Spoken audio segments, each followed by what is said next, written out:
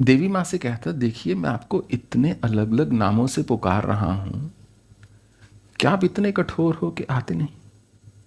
यदि मैं अपनी माता को, माता रानी को, सारी जिंदगी मैंने तो माँ ही बोला, पहले मम्मी बोलता था कि मैंने तो एक ही नाम से पुकारा, वो तो एक ही आवाज में चली आती थी।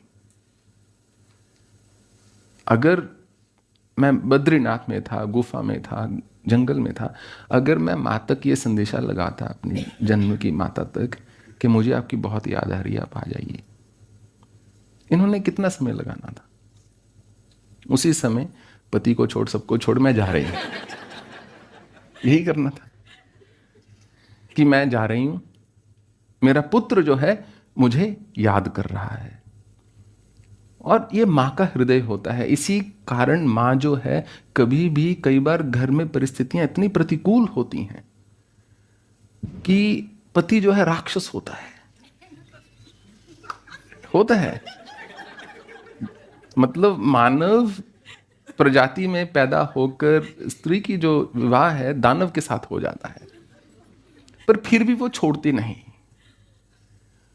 क्योंकि उसको होता है मेरे जो बच्चे हैं उनको मेरी अभी आवश्यकता है। जब तक मां को ऐसा रहता है कि मेरी संतान को मेरी आवश्यकता है, तब तक मां साथ में ही रहना चाहती है।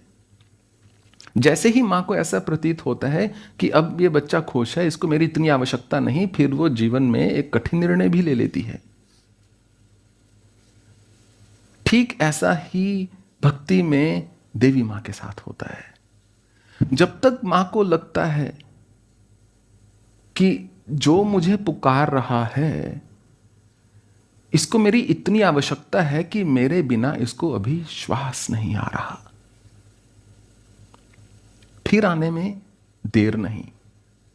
नागा बाबा हमेशा यही कहते थे कि मां तो कहती है मैं आंचल फैलाए बैठी हूं, तुम एक बार पुकार कर तो देखो।